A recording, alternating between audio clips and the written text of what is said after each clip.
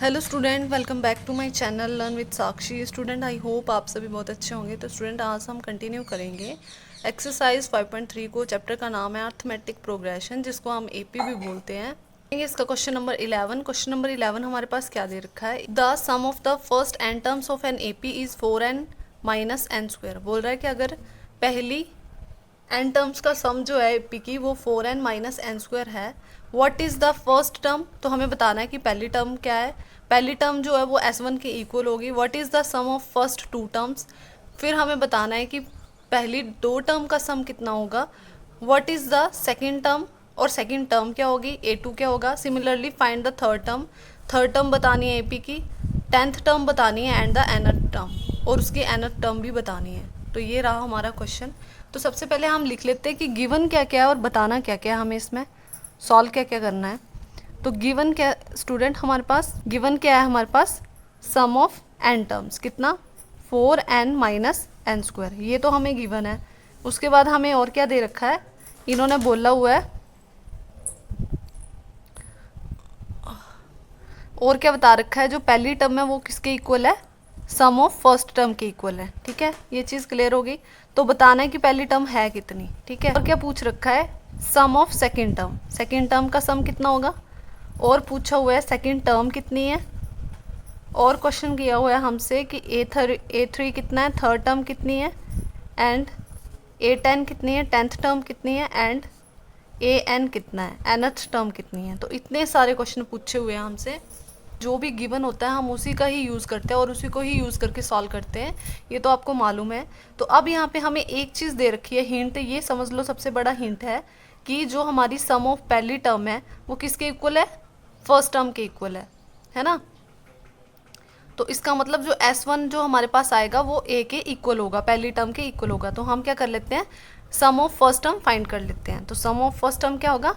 n की जगह 1 होगा, पहली टर्म का ही सम निकालना है। 4 इंटू एन की जगह 1 हो गया, एंड माइनस n की जगह फिर से 1 पुट कर देंगे का स्क्वायर और bracket close. So S1 is equals to 4 1 ज़ा 4 माइनस 1 का स्क्वायर 1 ही रहेगा। सो S1 इज इक्वल्स टू कितना आ गया? 3 आ गया। इट मीन्स जो हमारी पहली टर्म का सम होगा वो कितना होगा? 3 होगा। ठीक है, और पहली टर्म का सम हमारा किसके इक्वल है? ए के इक्वल है ना। यही बोला हुआ है इन्होंने, अकॉर्डिंग टू क्वेश्चन यही बोला है। तो अकॉर्डिंग टू क्वेश्चन यहाँ पे क्या आ जाएगा? A is equals to S1 and is equals to 3। तो ये आ गई हमारे पास पहली टर्म ऑफ द एपी, जिसको हम A1 भी बोल सकते हैं। तो इसी तरह से हमें बोला हुआ है कि हमें सम ऑफ सेकेंड टर्म निकालना है, मतलब पहली दो टर्म जो होंगी एपी की उनका सम निकालना है। सो एपी की पहली टू टर्म का सम कैसे फाइंड करेंगे हम?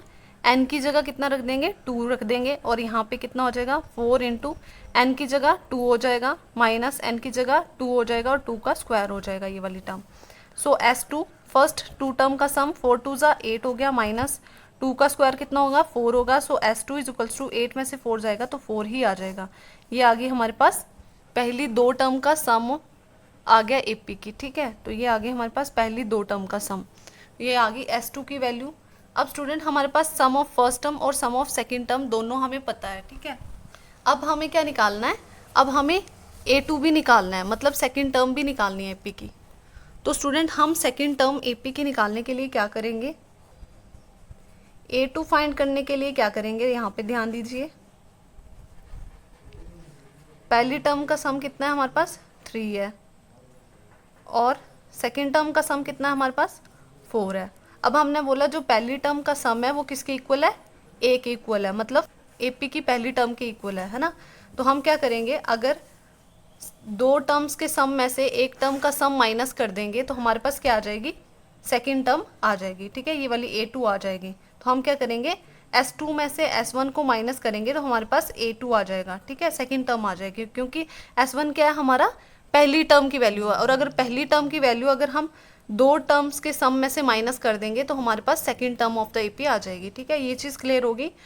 सो फाइंड करने के लिए, A2 फाइंड करने के लिए क्या करेंगे हम? A2 is equals to S2 minus S1। ये चीज़ आपको क्लियर होगी कि हमने कैसे ये करा हुआ है S2 माइनस S1। S2 कितना है हमारा? S2 की वैल्यू है 4, माइनस S1 कितना है हमारा? 3 है, तो सब्ट्रैक्ट कर लेंगे। सो हमारे पास आ जाएगी second term of the AP, कितनी आ गई? 1, इसको मैंने बॉक्स के अंदर रख दिया। ये आ गई हमारी A2 की वैल्यू। यहाँ तक हमने फाइंड कर लिया। अब हमें A3 की वैल्यू फाइंड करनी है। तो स्टूडेंट सबसे पहले हमें कोई भी टर्म फाइंड करनी हो AP की तो कॉमन डिफरेंस पता होना चाहिए। A1 की वैल्यू भी है कितनी 3 और A2 की वैल्यू भी है कितनी 1। तो हम क्या कर लेंगे, कॉमन डिफरेंस फाइंड कर लेते हैं। जैसे हमारे पास ये AP होगी, उसकी जो पहली टर्म कितनी होगी 3 होगी और दूसरी टर्म की उसकी 1 होगी। तो हम A2 माइनस A1 करेंगे तो हमारे पास कॉमन डिफरेंस D आ जाएगा। तो फाइंड करते हैं D इज इक्वल्स टू क्या होगा A2 माइनस A1। A2 कितना है हमारा 1 है, माइनस A1 कितना है हमारा 3 है। सब्ट्रैक्ट कर लेंगे, 3 में से 1 जाएगा तो 2 आ जाएगा और साइन किसका आएगा, बड़ी टर्म का। So D is equals to common difference तो आ गया 2। अब हम स्टूडेंट AP की कोई सी भी वैल्यू फाइंड कर सकते हैं क्योंकि हमारे पास पहली टर्म भी है और कॉमन डिफरेंस D भी है। तो यहाँ पे फाइंड करेंगे, कौन सी टर्म फाइंड करनी है, A3 फाइंड करने के लिए हमें पता है formula A plus 2D।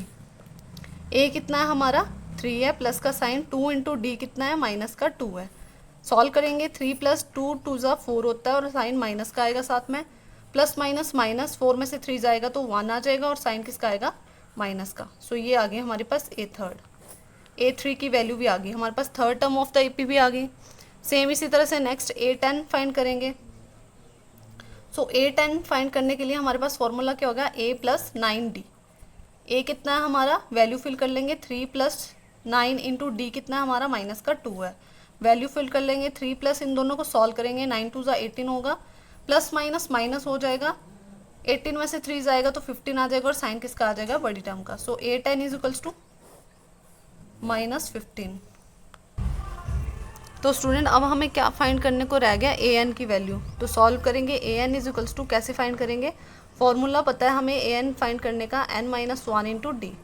A plus n-1 into D। A कितना है हमारा, A की वैल्यू फिल करेंगे 3 है, प्लस का साइन, n कितना है हमारा नहीं पता, n-1 इंटू D कितना है हमारा, D की वैल्यू फिल करेंगे माइनस का 2। सॉल्व करेंगे इसको, 3 एज इट इज़ रहेगा, 2 के अंदर मल्टीप्लिकेशन हो जाएगी तो कितना हो जाएगा -2n, माइनस माइनस प्लस हो जाएगा, 2 1 ज़ा 2 हो जाएगा, ब्रैकेट क्लोज।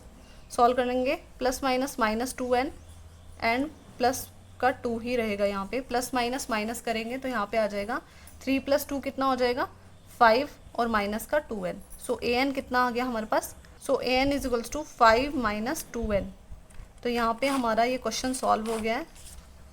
यहाँ पे हमने सारी चीज़ें फाइंड कर ली जो जो इन्होंने क्वेश्चन में पूछी हुई थी। तो आई होप आपको ये क्वेश्चन अच्छे से क्लियर हो गया है। तो अगर वीडियो अच्छा लगा हो तो चैनल को सब्सक्राइब कर ले, वीडियो को लाइक कर ले। मिलते हैं नेक्स्ट वीडियो में, तब तक के लिए bye bye, thank you for watching.